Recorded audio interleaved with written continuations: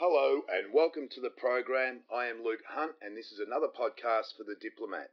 With me today is Keith Lovard. Keith is a journalist, analyst, raconteur who's lived and breathed the region and in particular Indonesia for more than 30 years. Keith, welcome to the program. Thank you, Luke. Nice to be with you. And you've got a new book out which is already getting rave reviews, although you know so many people in the industry I can't imagine anything else.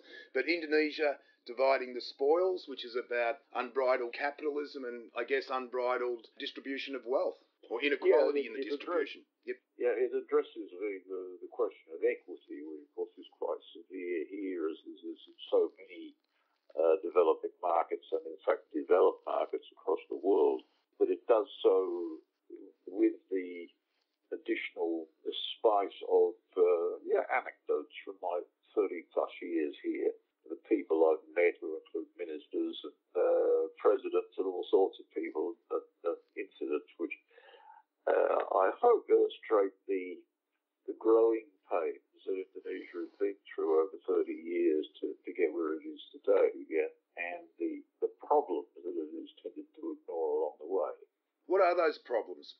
Well, this was written in the context of the President Joko Widodo's pledge when he came into office in 2014 to help Indonesia to avoid the so-called midlife or midlife crisis. I don't know, I forget exactly what it's called, where developing countries get stuck. They can never actually make it up to the level of a fully developed economy.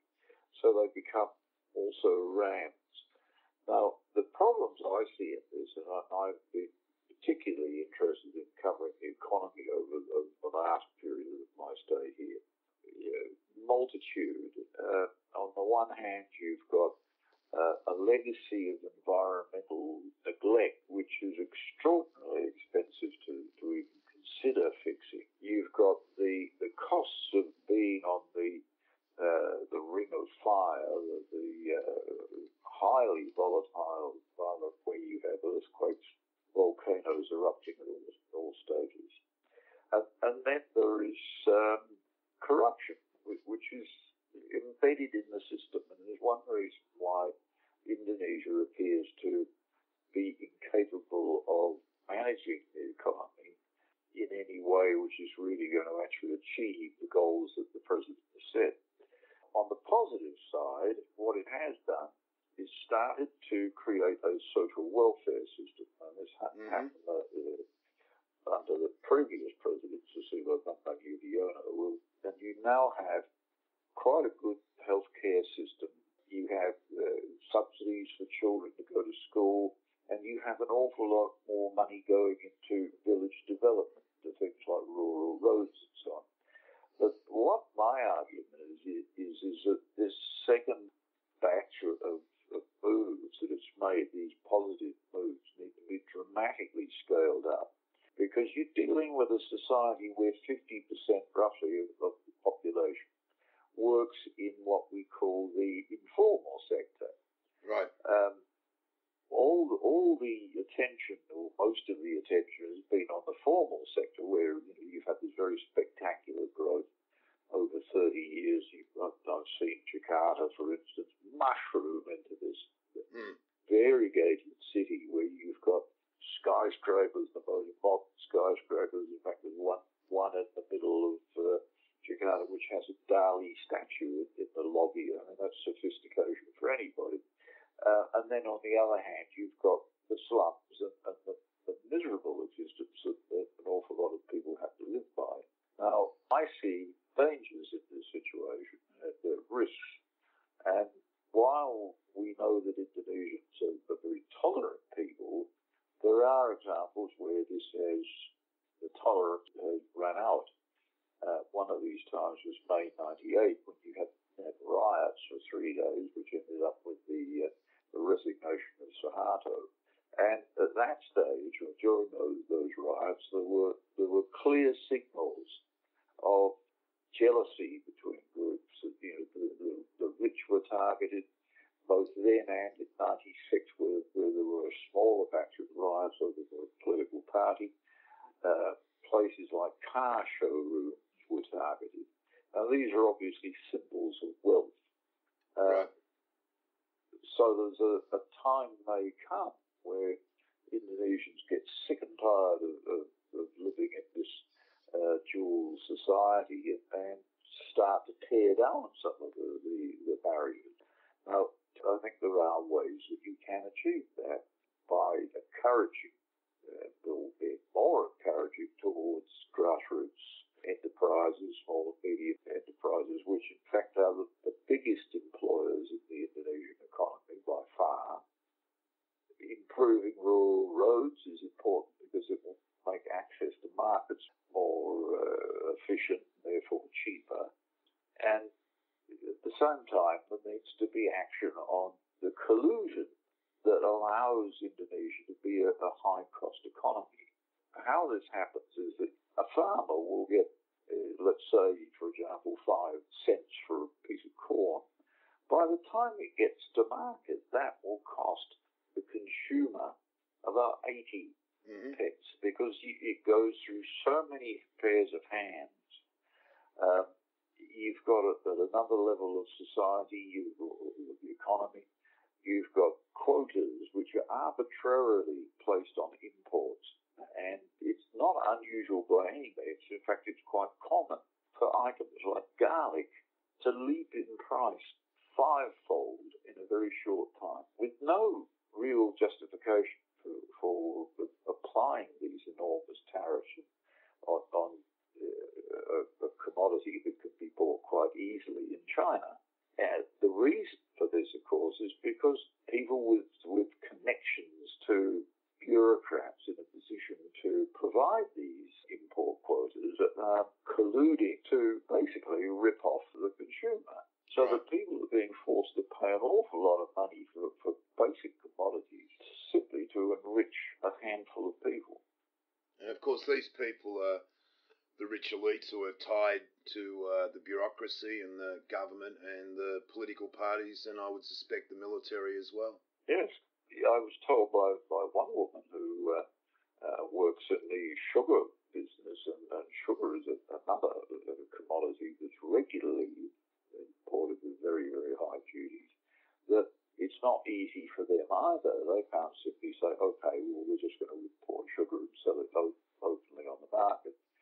They have bureaucrats who come to them and say, oh, my children have got to start a new term in Harvard. Oh, well, the family wants to go on holiday to Algeria. These are just blatant requests for bribes. Right.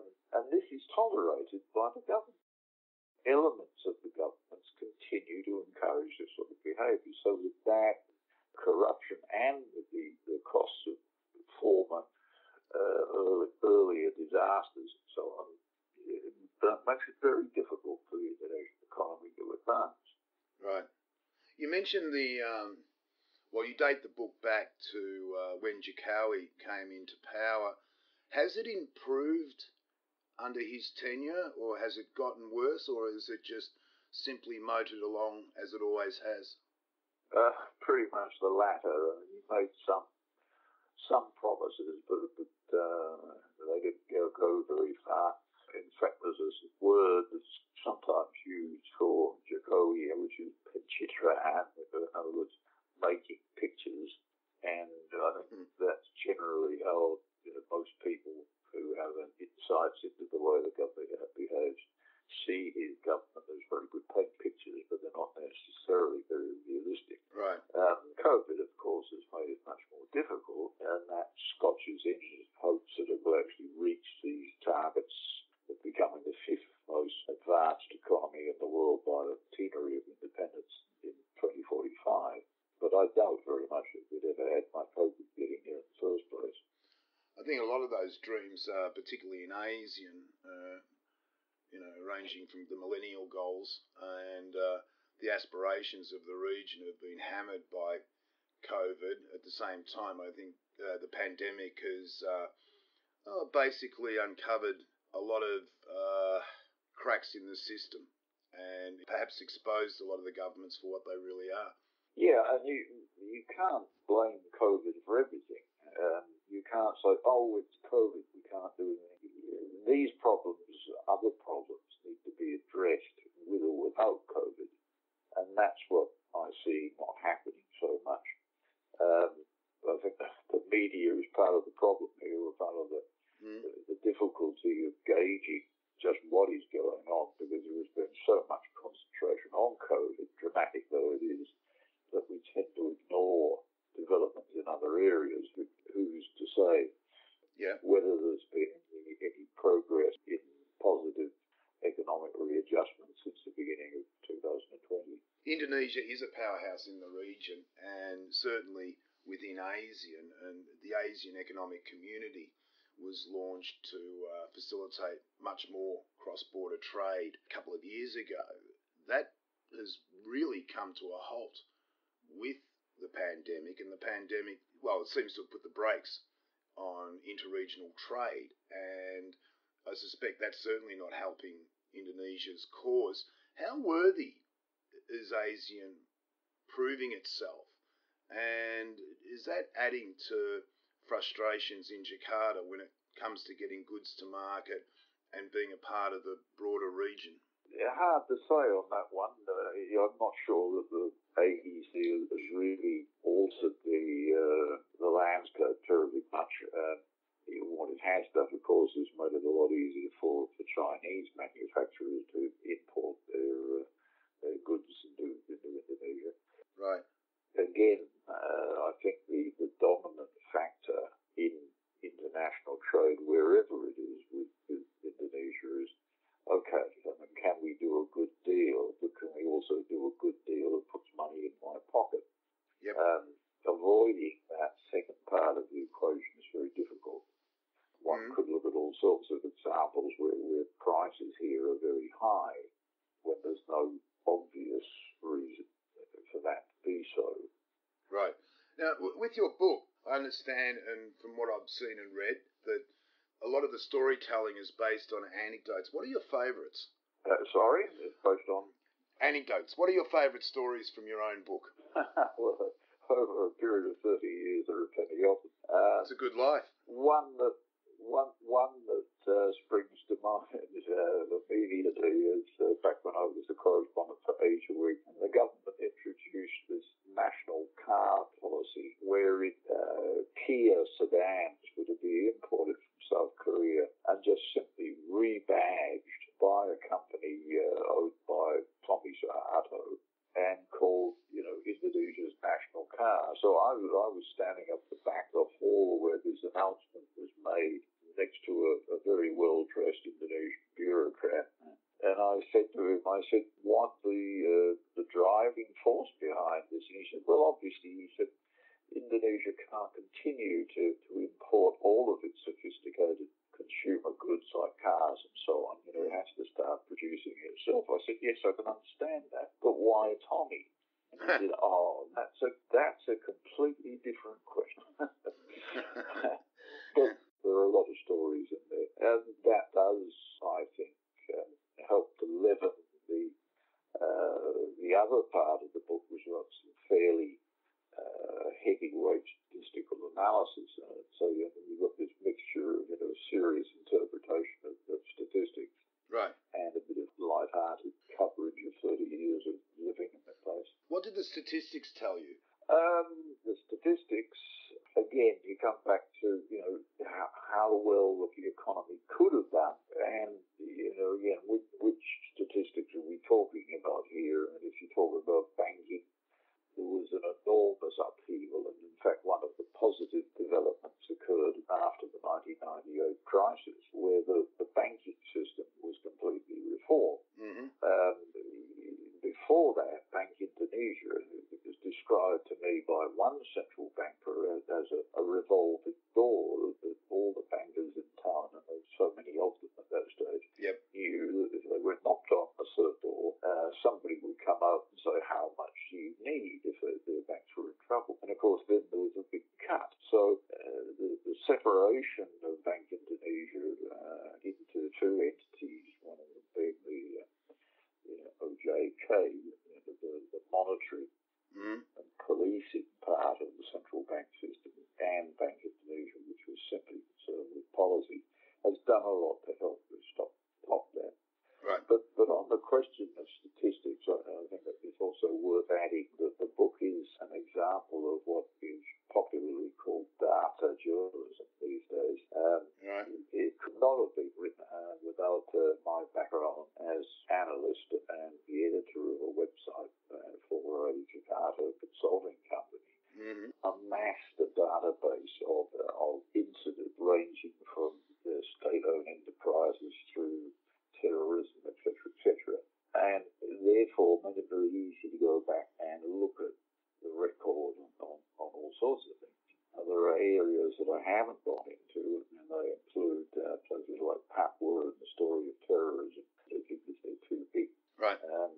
But the detail that I've been able to go back and mine from that database added an awful lot of it. Okay.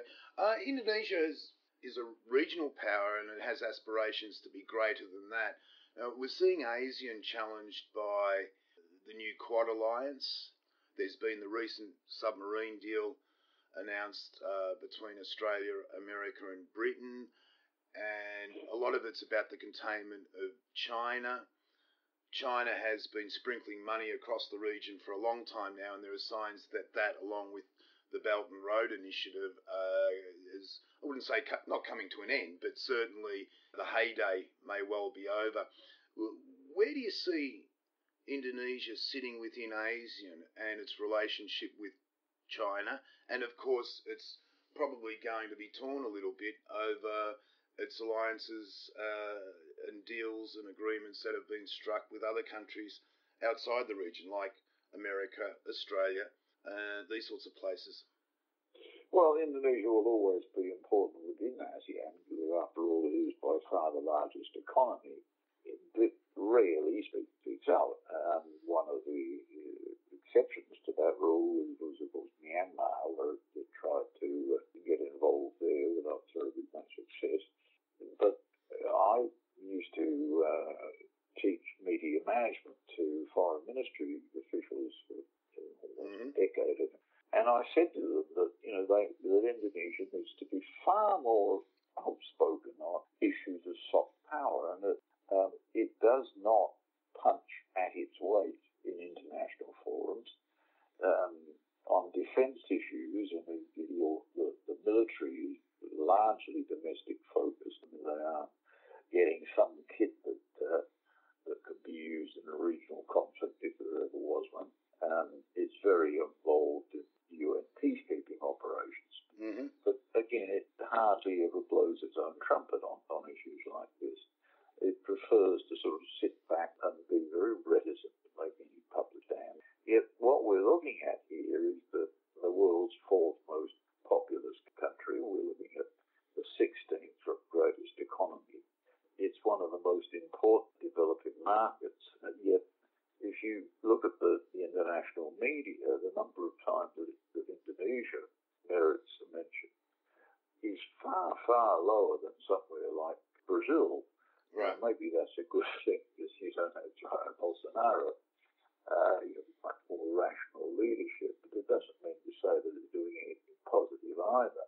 I think that needs to change. They need to be more outspoken. Right.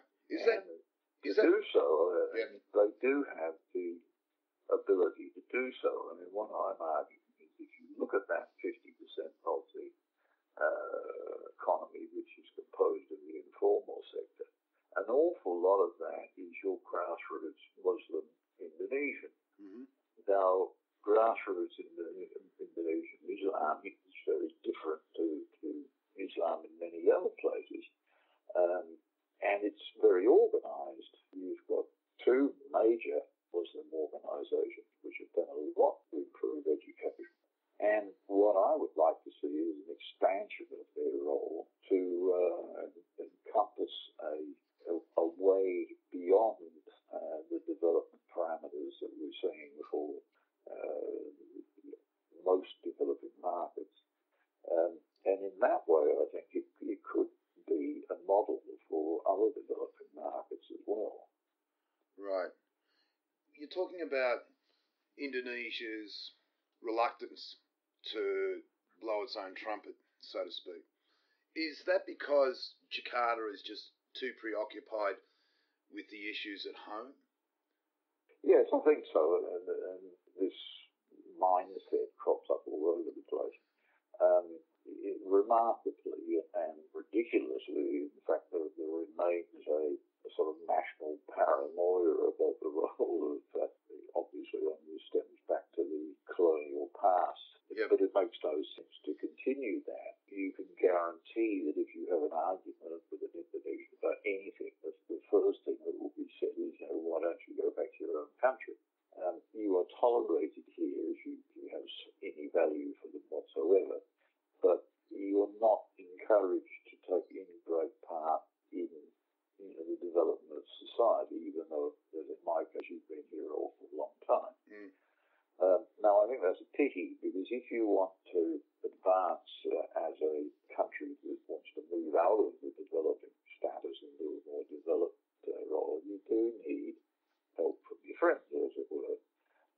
And yet, they don't really want that. Of course, they want investment, Yep. but they don't want to be told how to do things. I mean, you can see it's very visible that when you're discussing something like this with an Indonesian, they immediately retreat into a shell, and it's because you're a whitey.